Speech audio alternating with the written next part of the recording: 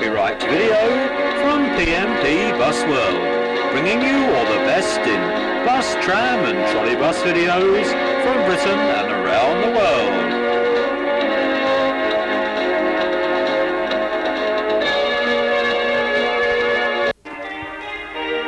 Sheffield Horse Tram number 15 starts this look at British tramway preservation since 1960 with vintage film by Michael Weir and Terry Barker.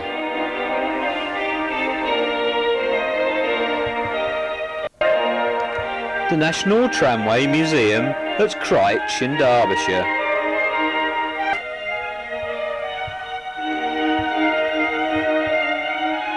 These films were taken up to 30 years ago, so please bear with the quality. Often the photographer was involved in tramway restoration and grabbed these shots between bouts of work. Here we see Glasgow number 22, dating from 1922.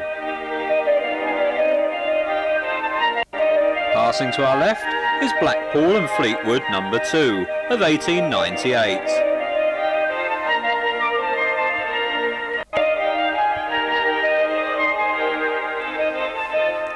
With the virtual disappearance of trams from our streets in the 1950s and early 60s, a group of people set about finding suitable homes for the surviving trams. In 1955, these individuals formed themselves into the Tramway Museum Society, and they eventually became incorporated and recognised by the state as a national educational charity. But in these early days, members were more concerned with finding premises to keep the trams.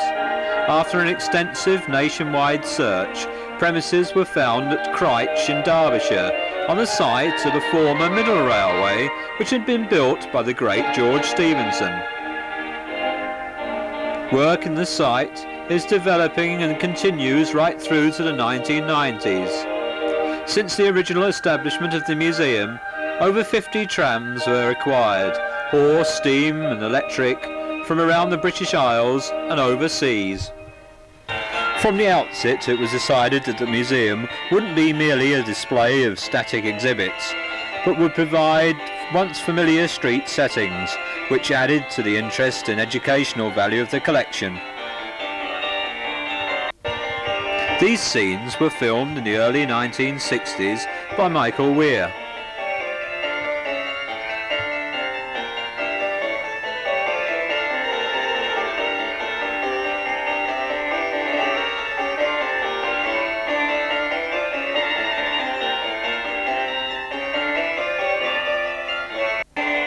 In the early days of Crich, the horse tram Sheffield number 15 came into its own. It had the honour of inaugurating the first public operations, hauled of course by a horse. In 1961, it made a visit to its old haunts in Sheffield, where it made horse-drawn trips along lengths of track which were still in situ.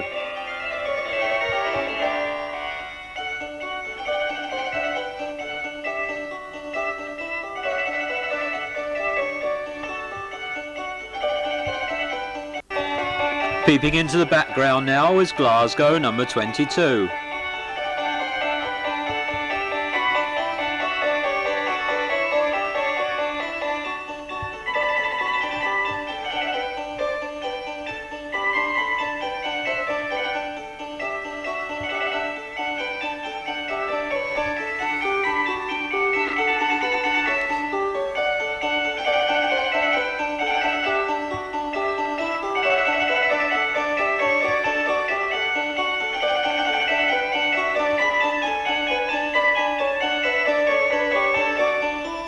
Very much in evidence in the early days was Blackpool open balcony car number 40, dating from 1926.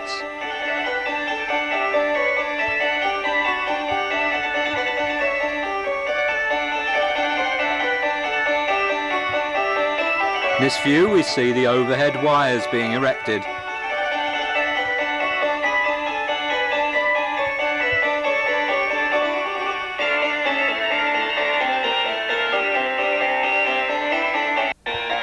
Cheltenham number 21. built in 1921. This vehicle had an interesting history. It was built by English Electric for the Cheltenham District Light Railway. It was a 4-foot gauge car, although for operation at Crich it was modified to fit the standard gauge track. And Cheltenham it ran mostly on the Cleve Hill route, but after only 9 years' service the car was redundant with the closing of the Tramway. Without a truck or electrical equipment, it was sold in 1931 to a Swindon market gardener who used it as a storehouse, painting it a dark grey livery over the Cheltenham red and yellow during the war. 1962 saw the car acquired by the 21 Group, and in April it was moved to the Highways Yard at Leckhampton for restoration, and then on to Crich in July 1965. It was given a truck and electrical equipment from a withdrawn Blackpool illuminated car and other parts from various tramways. After restoration at Crich, Cheltenham District number 21 went on display back in Cheltenham. It followed its original route in the town.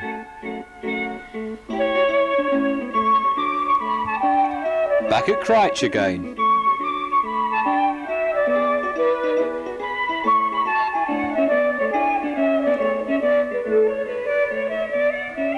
From the quarry above we look down on the Crich scene.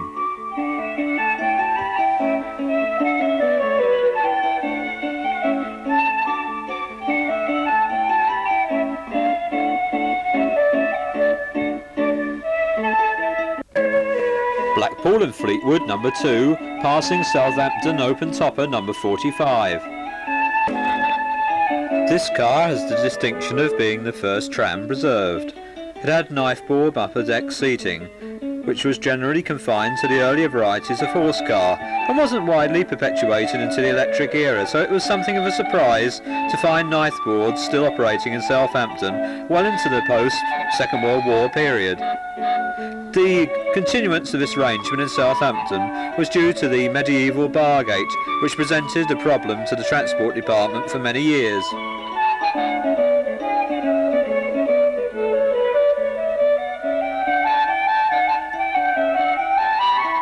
Southampton number 45 was originally built by Hurst Nelson in 1903 and subsequently rebuilt more than once, but retaining its old-time character as well as its knife-board seating. When it was almost on its way to the scrap heap, it was saved by the Light Railway Transport League and acted as a stimulus to the whole of the tram museum movement, to which this video is dedicated. Yet again, Glasgow number 22.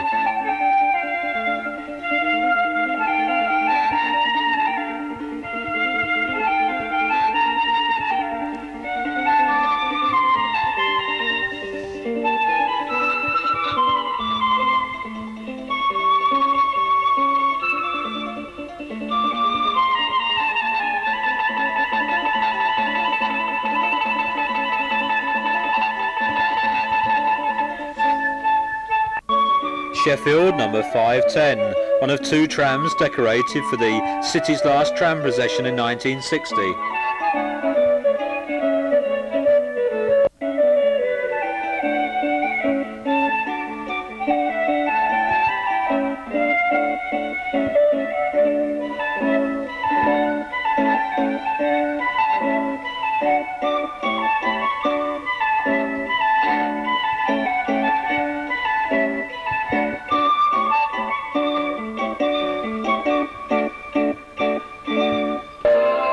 In July 1964, the museum was able to give visitors their first ride by electric traction.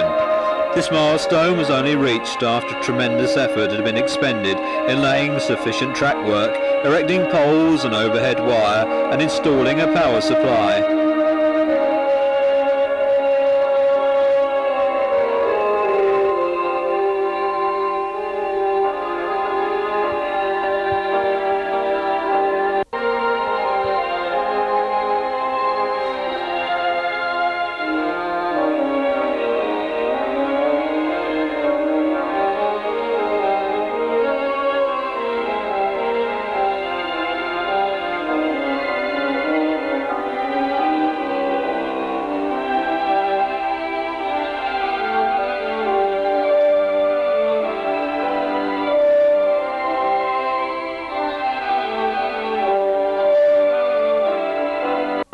Blackpool number 59, one of the famous dreadnoughts.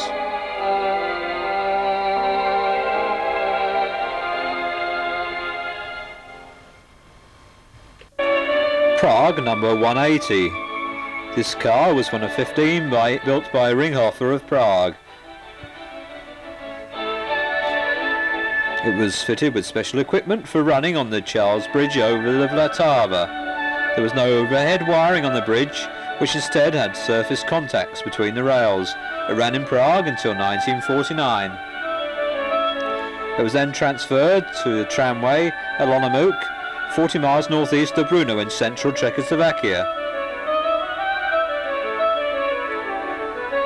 It survived by being downgraded to depot shunter.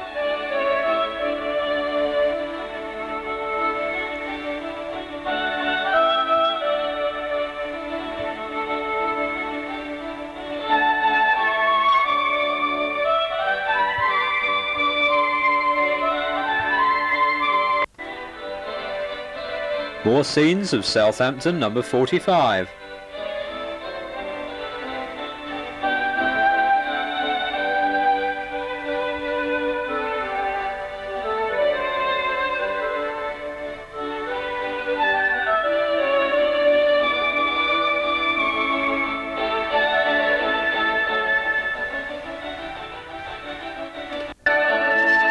Southampton number 45. Cost of preservation is £10 when it was purchased for scrap price from Southampton Corporation.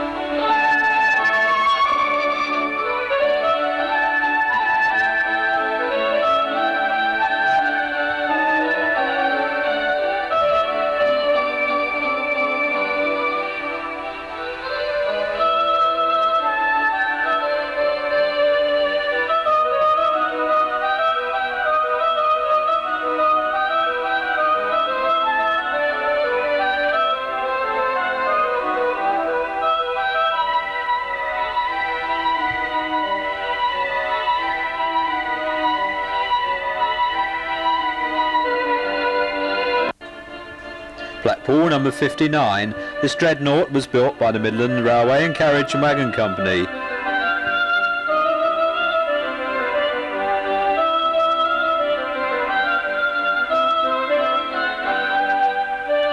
More views of Southampton 45.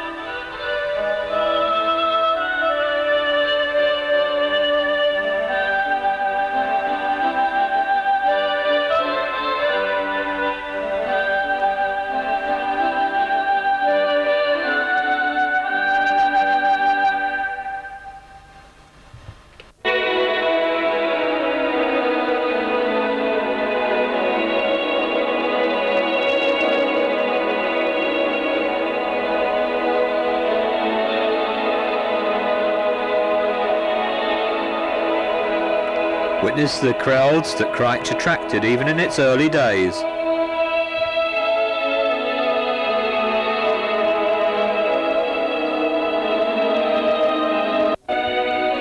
Approaching us is Blackpool's standard car, built by Hurst Nelson of Motherwell.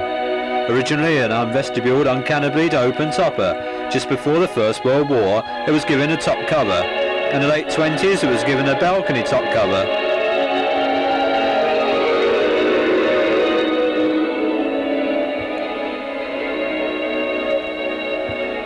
After running in regular service until 1953, when it was replaced by the coronation cars, it was used as an extra on the promenade until final withdrawal in 1962. At the end, it was the oldest car in the Blackpool fleet. It was donated by Blackpool Corporation to the Tram Museum Society at Crich in 1962.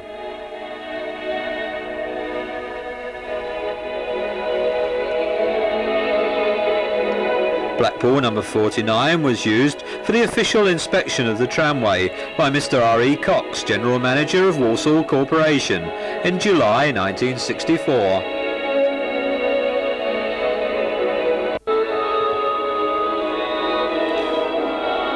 Well, like the proverbial old soldiers, the Blackpool standards never died, and it was surprising that in Blackpool, where such modernisation took place in the 1930s, that these trams survived until the 1960s.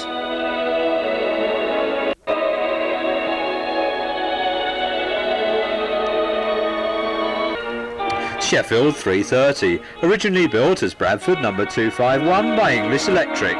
This tram, in its first condition, was an open balcony four-wheeler. After running around Bradford for 22 years, it was one of 10 Bradford cars which were purchased by Sheffield Corporation in 1942 to replace tram cars which had been damaged in the Blitz.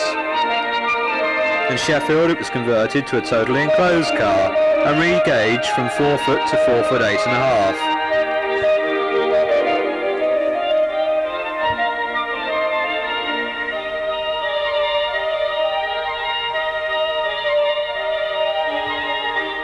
Sheffield number 510, which represented the ultimate development of the British four-wheel tram car. It was built by Charles Roberts. It hadn't been in service very long when it was decided to replace the tramway fleet. 510 was selected to be the last tram to run in Sheffield and painted with appropriate inscriptions and pictures depicting the history of Sheffield's tramways. It ran as the last tram to Beauchef and back in the 8th of October 1960. Not only the last Sheffield tram car, but also the last tram to run in the streets of any English city.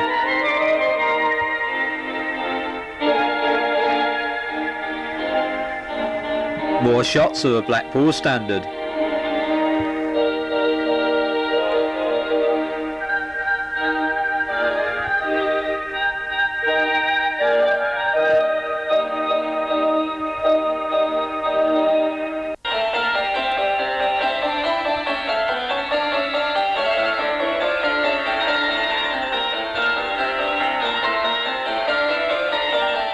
Sheffield number 510 was built in 1950 and had seats for 62. It was on a Maley and Taunton 588 truck and had Metrovic 102DR motors.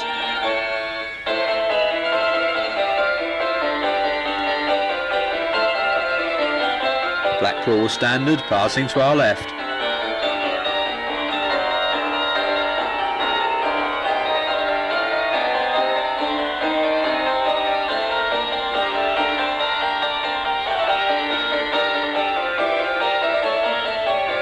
Notice the artwork on the sides of Sheffield 510.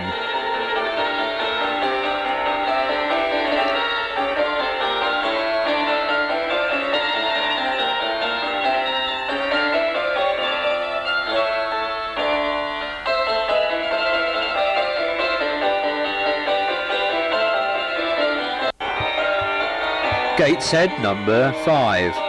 In 1951 it was one of 18 Gateshead cars purchased by British Railways for use on the light railway between Grimsby and Immingham.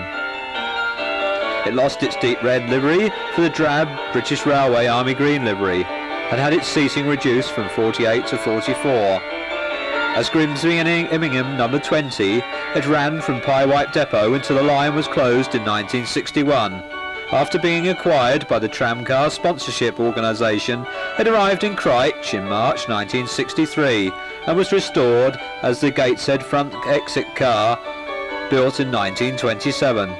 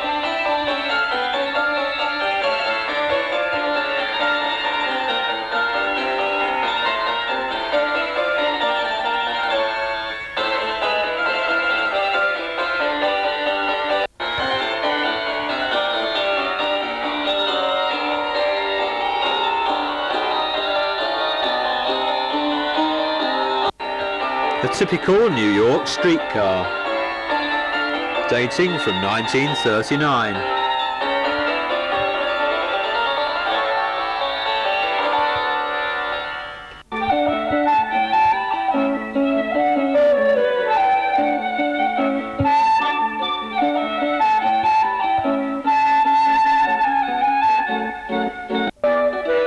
Leeds number 180, one of the Horsfield cars named after Mr. R.L. Horsfield, then General Manager. The staff call these showboats. Number 674, a New York streetcar from the 3rd Avenue Transit System. 674 was one of a batch of cars shipped from the States to Vienna in 1949 to help rehabilitate the city's war-damaged tramways. It was handed over to the Crich Museum during a British Week in Vienna, organised by the Board of Trade in October 1969.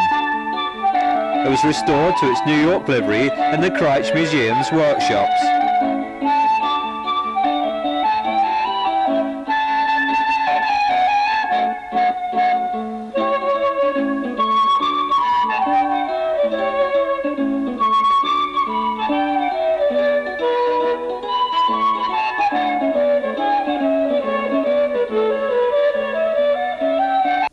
Leeds Horsfield car.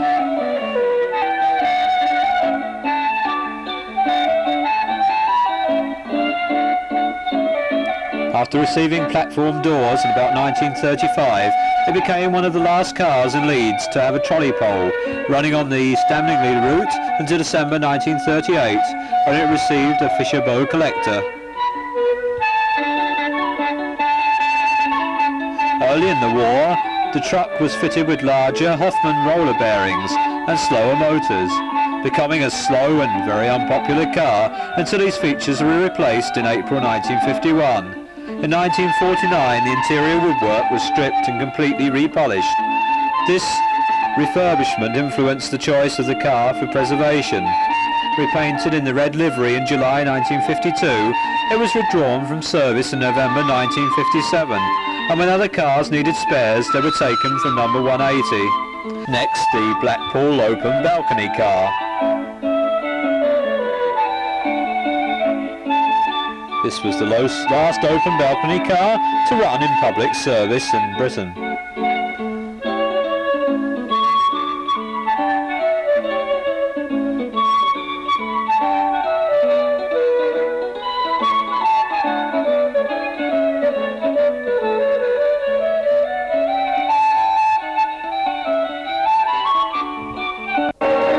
Scenes were filmed on very early video equipment in the late 1980s.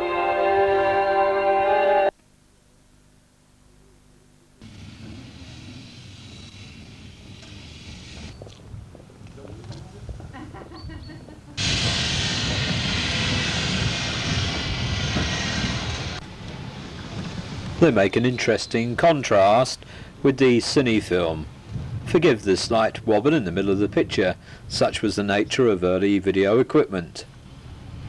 Rather large two-part affairs with the camera and the large video recording unit, which approaching us next is Johannesburg number 60. In the early years of the century, many British companies supplied equipment to tramways throughout the British Empire and to many other countries. The cars supplied were in most cases identical to the home product, and one of them, Johannesburg number 60, was shipped back to Britain for preservation. It was one of a batch shared between the United Electric Car Company and the Electric Railway and Tramway Carriage Works, both of Preston. After 20 years' service in Johannesburg, its lower saloon was very much the worse for wear, so about 1930 it was rebuilt, gaining 5 windows each side in place of the original 3. It retained its original equipment. At that time, whites-only services were receiving modern cars, and most of the open balcony cars were transferred to the African services. But number 60, together with a sister car, remained on the whites-only services until withdrawal in 1960.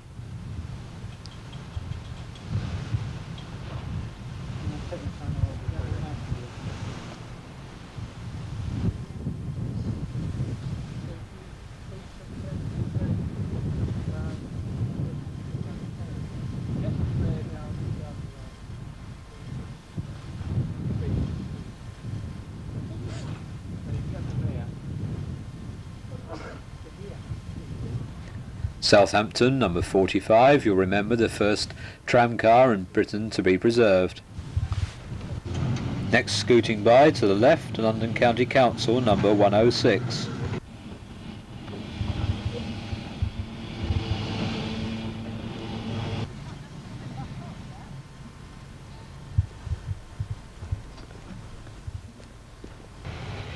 Blackpool, number 167. It was one of 10 built by English Electric to replace the pre-First World War saloons on the Blackpool and Fleetwood interurban tram road.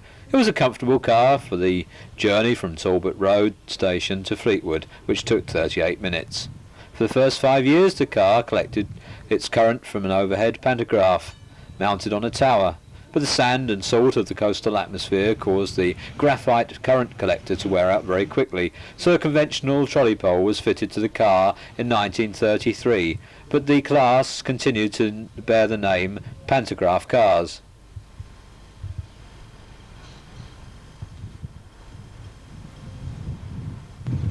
Glasgow 812. It ran in Glasgow for nearly 60 years.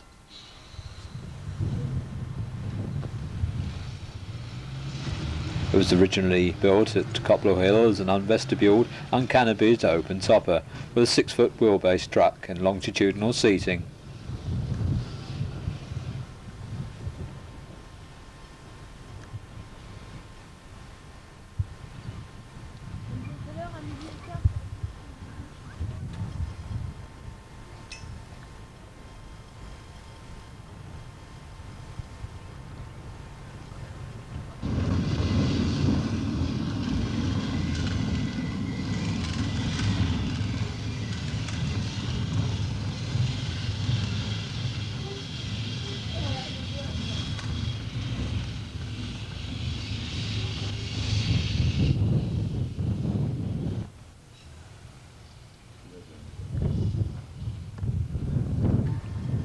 Well, coming into sight now, Leeds, number 180. Early in the war, as we've said, the truck was fitted with larger Hoffman roller bearings and slower motors. By 1949 the interior had been stripped and restored, which influenced its choice for preservation. Repainted in red livery in July 1952, it was withdrawn from service in November 1957. When other cars needed spares, they were taken from number 180. However, number 189's body was severely damaged in a collision with a West Yorkshire bus in 1958, but the truck was in good condition, so it was given to the refurbished 180, which re-entered service the following month as 189. After presentation to the TMS at Crich, it was again numbered 180 to avoid confusion with Sheffield number 189.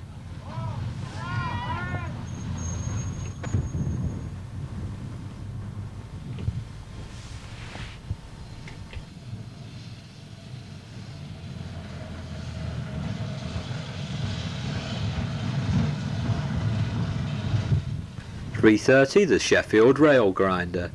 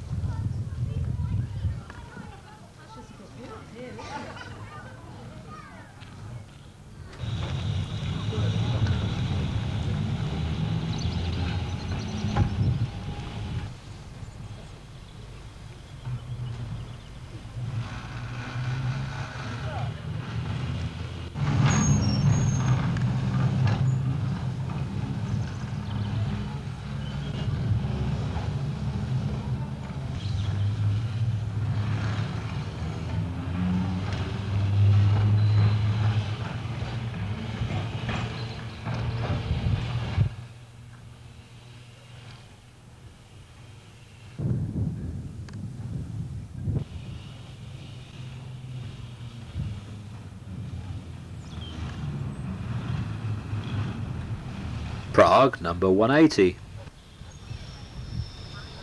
followed by Blackpool Standard.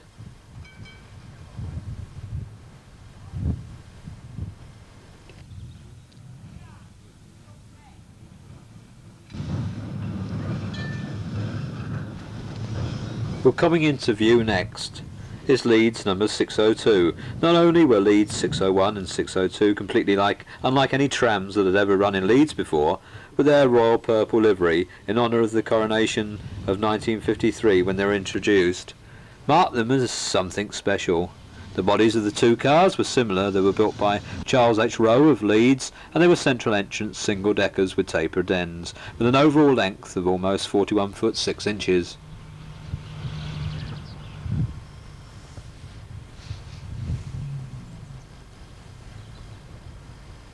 Another car from Yorkshire, Sheffield 510, with Sheffield Rail Grinder 330 going away from us.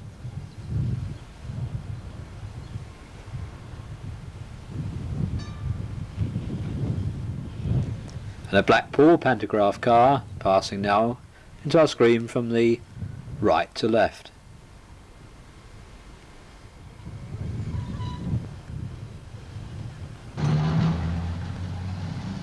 Johannesburg, number 60.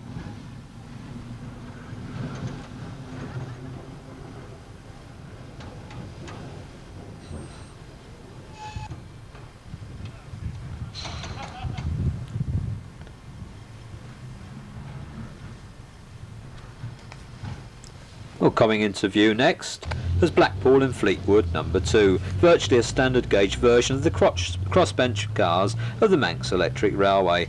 This particular tram was built by G.F. Milnes for the opening of the Blackpool and Fleetwood Tramway in 1898. In 1920, together with the remainder of the Tramroad Company, it passed into the Blackpool Corporation ownership and became Blackpool number 127, and received such refinements as electric instead of oil headlamps and destination blinds.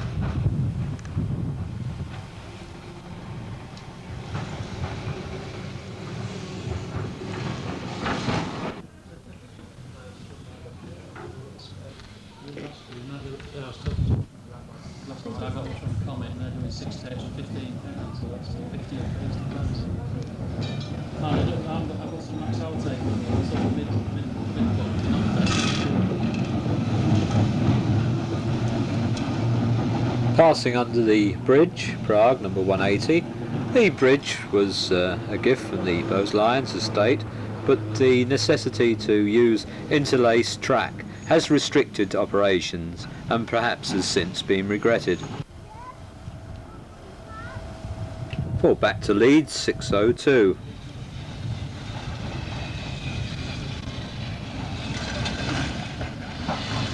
.602 had trucks and control equipment which were of the American originated PCC type, fitted by Crompton Parkinson.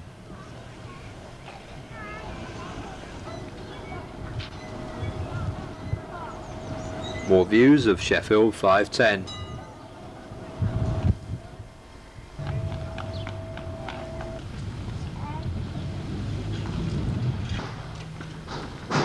With plenty of more restoration projects for the tramway.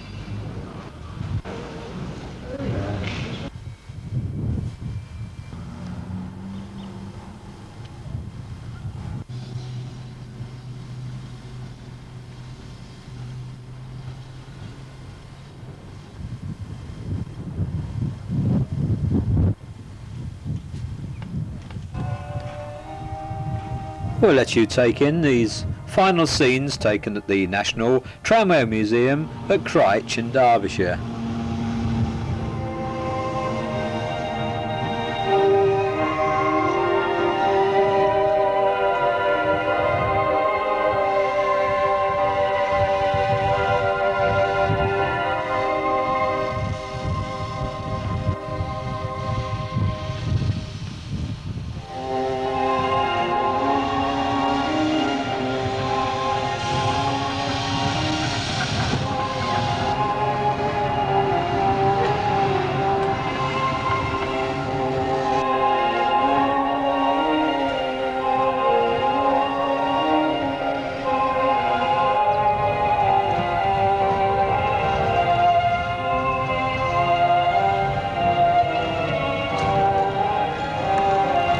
These scenes were taken on the Tramathon Day, which takes place at the museum each year in the month of May, when all available cars for service perform at least a few duties.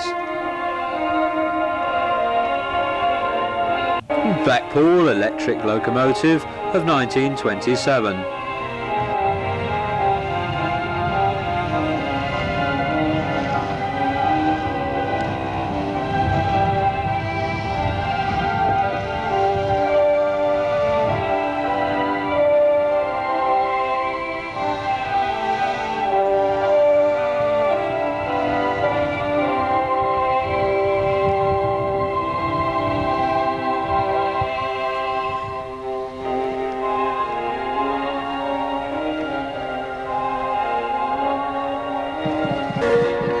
Well, we move on now from Crich in Derbyshire, going down to Sussex.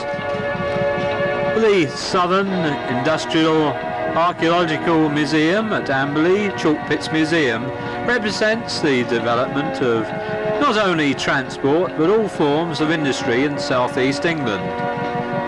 The museum contains a narrow gauge tramway or light railway which runs passenger rides.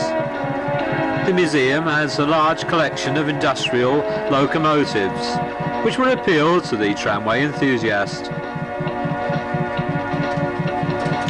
Although often run by steam, its diesel, electric and petrol-electric vehicles are often found in operation.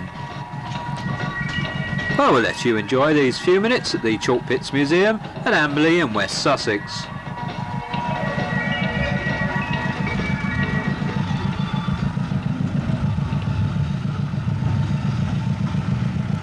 Again, these scenes were filmed in the 1980s with early video equipment. We believe the quality stands up reasonably well compared with present day machines, but of course it isn't like the super duper SVHS or Hi 8 that we have available to us in the 1990s.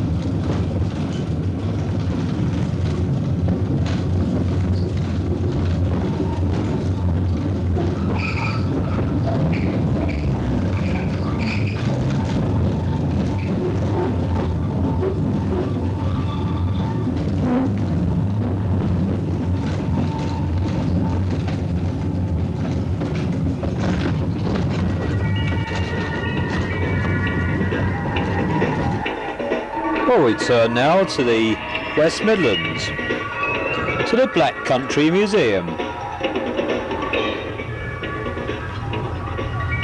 This museum was founded in 1975. There's a 1920s vintage single-deck tram which runs regularly between the entrance building and the village. The Black Country tramways were of a narrow 3-foot 6-inch gauge. The museum also has overhead wiring for trolleybus operation, and each year regular events take place with trolleybus running. On this occasion we're focusing our attention on the tramcar.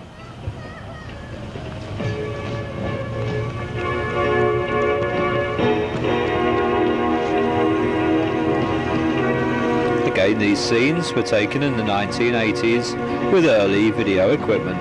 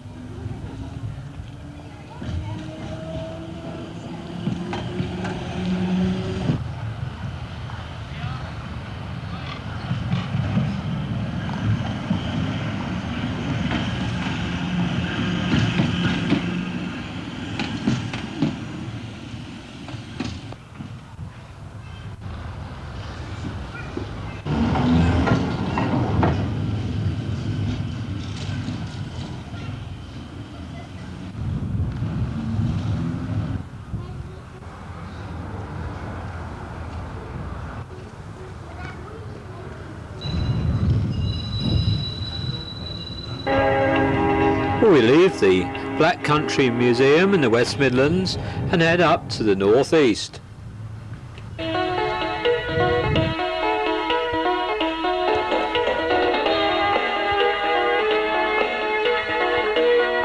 These scenes were taken by Michael Weir. We're looking at the Concert Ironworks. It's 1968 and Sheffield 264 is arriving from the Clapham Museum. Well, its top deck nearly fell off, the joints had dried out so much. At this time, Fred Atkinson was director of the Bowes Museum at Barnard Castle in County Durham, but he was busy collecting material for a proposed open-air museum in the northeast.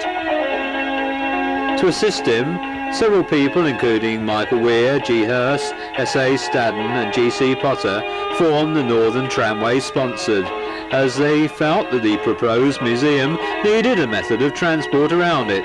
So they set out to gather vehicles, overhead equipment, and persuaded the Concert Iron Company to store the materials in their loco sheds. George Cowell later put up some overhead, and they ran Sheffield number 264 and Gateshead number 10.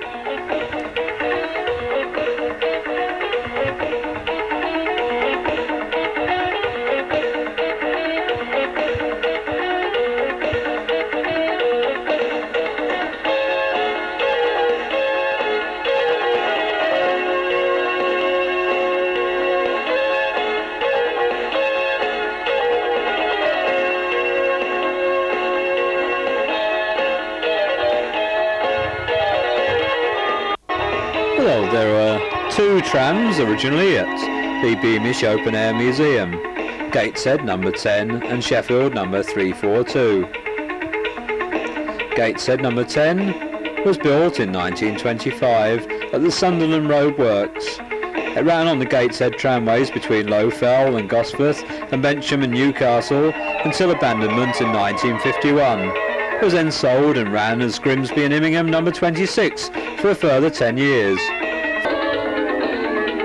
It was then sold and was stored in the open at Clay Cross in Derbyshire by the Museum of British Transport, who eventually declared it surplus to requirements, and in February 1968 it was transferred to Consett for storage before being restored to Gateshead condition and eventually moved to Beamish.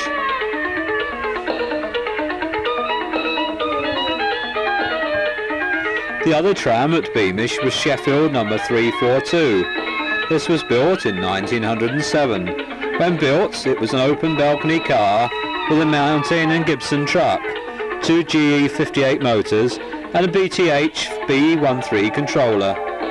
In 1920 it was given its present more modern equipment, whilst in 1926 it was rebuilt as an all-enclosed car. The building of the new 264 caused this car to be renumbered 342 in 1937. Following withdrawal in 1956, it was retained for preservation, subsequently being exhibited at Clapham until June 67, when it was moved to storage at Consett and then on to Beamish. Here we see Gateshead number 10, filmed from the upper deck of Sheffield number 342.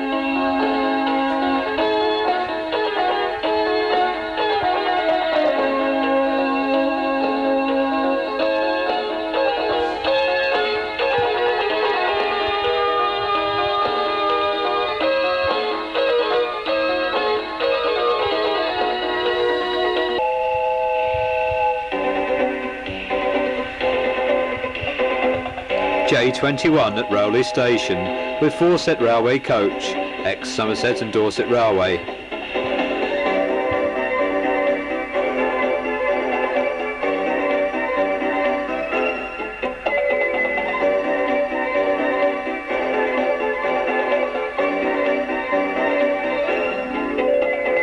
The occasion is the naming of the station, and the guest of honour is Sir John Betjeman, the late Poet Laureate, who of course was a champion of British heritage and its railways. Here we see Sir John Betjeman get out of the carriage.